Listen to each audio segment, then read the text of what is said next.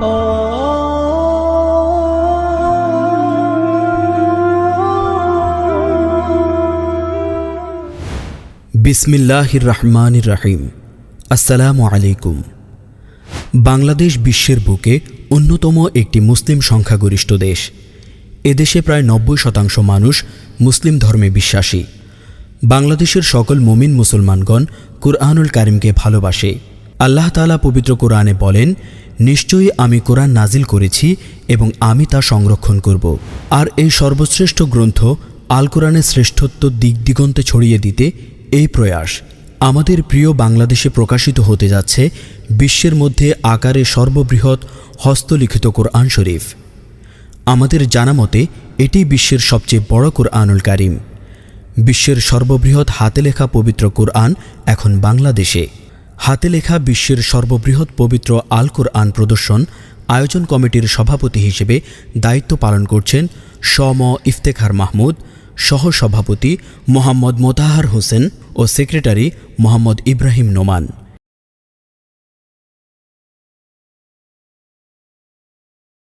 এই তিনজন উদ্যমী মহৎ ব্যক্তির উদ্যোগে বিশ্বের সর্ববৃহৎ আল কোরআন প্রকাশ করায় তাদেরকে দেশবাসীর পক্ষ থেকে আন্তরিক মোবারকবাদ।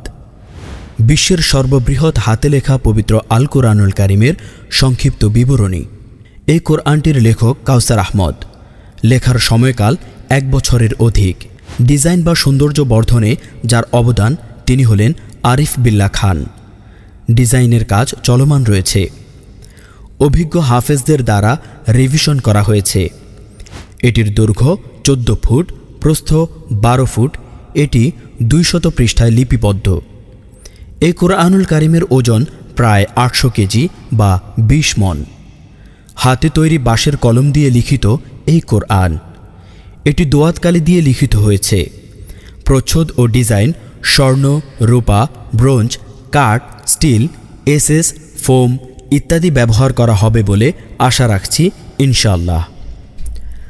যাদের অক্লান্ত পরিশ্রম ও সাধনার ফলশ্রুতিতে বিশ্বের সর্ববৃহৎ পবিত্র আল কোরআন প্রদর্শিত হতে যাচ্ছে তাদের প্রতি মোবারকবাদ। উদ্যোক্তাদের লক্ষ্য উদ্দেশ্য ছিল আল্লাহর সন্তুষ্টি অর্জন করা।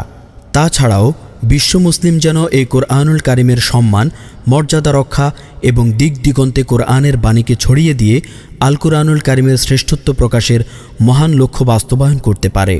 আল্লাহ এ সকল উদ্যোক্তা ভাইদেরকে শক্তি, সামর্থ্য ও নেক হায়াত দান করুন এবং বিশ্ববাসীকে আল্লাহ রাব্বুল আলামিন কোরআনের প্রকৃত মর্মবাণী উপলব্ধি করার তৌফিক দিন।